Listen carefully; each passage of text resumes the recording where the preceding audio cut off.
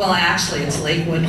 I used to think I was part of a very elite group. When I was first diagnosed with manic depression in the 70s, only 1% of the population had it. Now we have bipolar 1 and bipolar 2, so it's double. But I keep forgetting which one I am. That's because of my ADD. You see, the psychiatrist thought something else was going on, so he gave me a test to take home and fill out.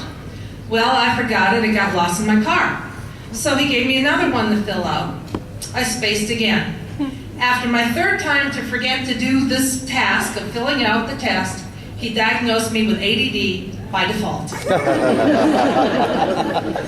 I went to a special presentation by Dr. Daniel Amen, and he's the famous guru, of the brain scans. So he shows his brain scan, and he calls when you have both mania and manic depression at the same time, your brain really glows red and yellow, and it's orange. It's really going fast.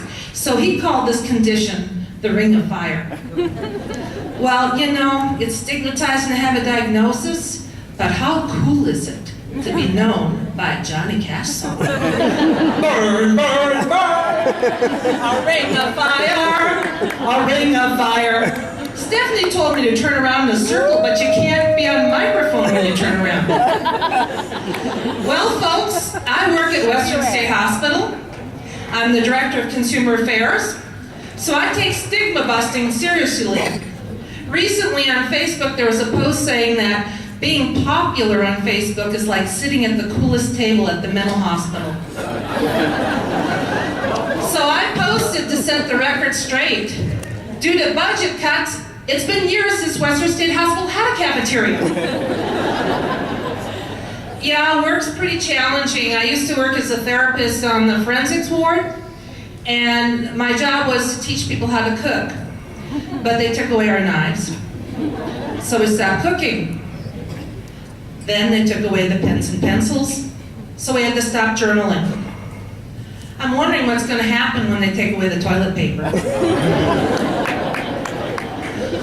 Well, actually, folks, I wrote that joke last fall. They haven't taken away the toilet paper, but they did take away the belts and shoelaces.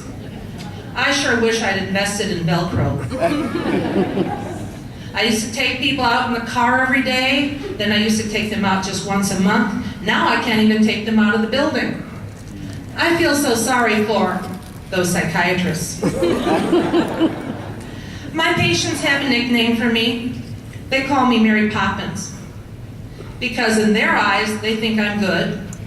They think I'm wholesome. I'm a little strict, and the worst thing I ever snort is a spoonful of sugar. Well, actually, it's now stevia. When we did our first Stand Up for Mental Health show last year, my picture was on the front page of the News Tribune.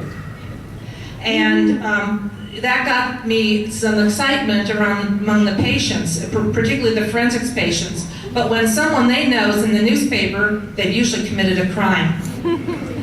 So they're like, oh my God, Mary Poppins committed a crime.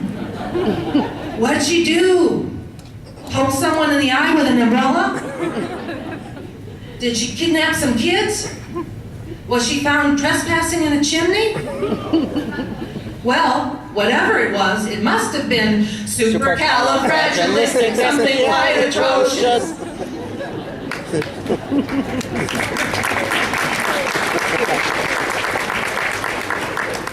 My niece is actually a professional singer, not me. My last boyfriend told me I was a keeper. Unfortunately, that was after he watched an episode of Hoarders.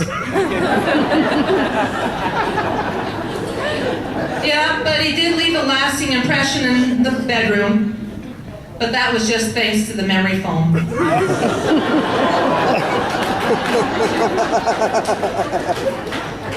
Relationships are really great because you always have someone to help you out. At one point, my boyfriend and I decided to clean house. And he was the first thing to go. Actually, the last thing we did was dig a trench around my house. No one's seen it since. Well, folks, Yeah, we're at the presentation. I know something about craving. This last year, I've lost 60 pounds. Woohoo! I've lost so much weight that a while back I was on a date with a guy at Sizzler's. I got up to go to the salad bar, and my skirt fell off. I was really embarrassed because I usually don't do that on a first date. Especially not when we're splitting the check. He said to the next customer, "Don't worry about her, she's from Western State." Now, Eric, my buddy, you may put the funk in dysfunctional. I put the sizzle in sizzler. Doing stand-up comedy changed the dynamics of one of my significant relationships. I've started telling jokes to my counselor to cheer her up. However, she thought it was unethical when I asked for a cover charge and a 2-drink minimum. Yeah, I've just upgraded my makeup to super anti-aging, and it seems to be working. I got my first pimple in years. And then I got carded at Denny's when I tried to order the senior value meal. Remember how exciting it was to become of age, to be able to drink, drive, and vote? Well, maybe not in that order. Now my excitement is becoming the age limit for discounts on movies, ferry rides, and Medicare. I recently went to a local Wellesley college club dinner. My fellow graduates were telling me about the business trips they were taking to New York, Paris, and Rome. I said, "So what? This year I've got 3 trips to Yakima." They said they were going to shop for fashion and jewelry at the Champs-Élysées, Rodeo Drive, and Tiffany's. I said, "Dang, I'm going to Fruit City. And I'm buying applets and cutlets." Well, folks, I want to let you know that one of my warning signs when I become unwell is that I don't get the humor in comics. So warning, if you don't laugh at our jokes, it could be symptomatic. Thank you, that's my set.